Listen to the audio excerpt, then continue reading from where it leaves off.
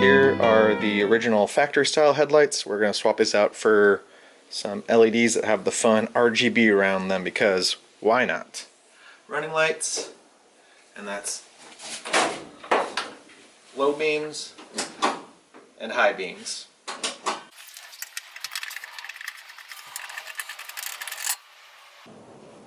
They used a wood screw.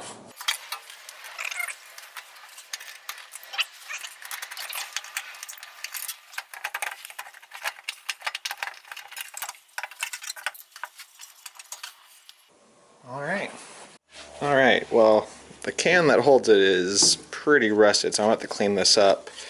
But yeah, some of the screw heads are completely stripped out, so I'm going to try to extract them, and if that doesn't work, I'll cut them.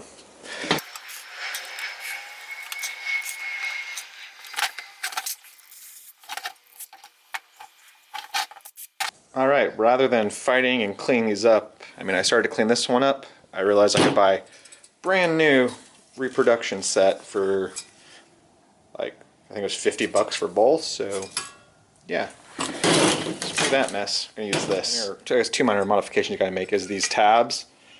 They will interfere with the lights, so they need to be bent back.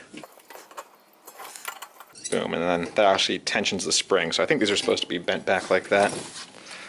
And that should work. And then also these tabs, when I put the new light in, they need to be folded out, and then you can probably do it with these adjustment tabs. So these two screws here, those are meant for aiming your light. So on this one, the springs are on the top, and this is the driver side, left-hand side drive.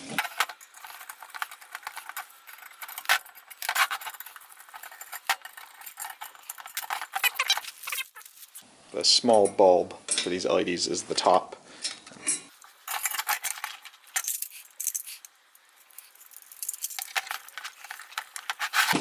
Like I said, to screw them back down, those little tabs are going to fold out a bit.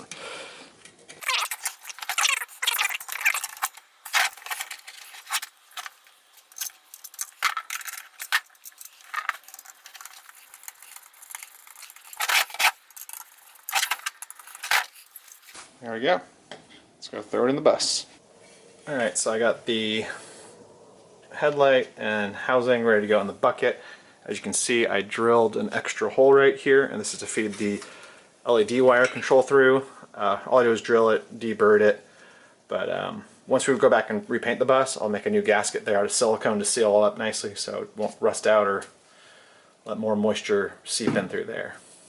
So I'm going to feed that through first, connect it, and then screw this guy back in.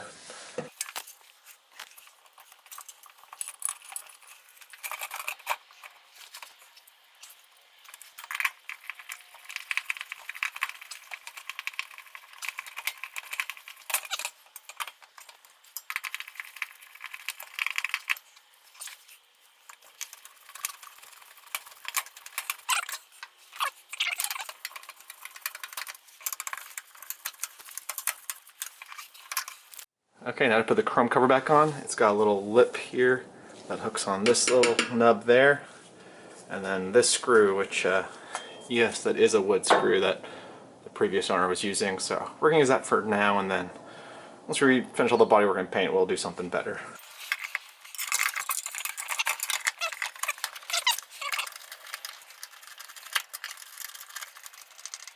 Alright, so here's the connector coming through that hole I drilled.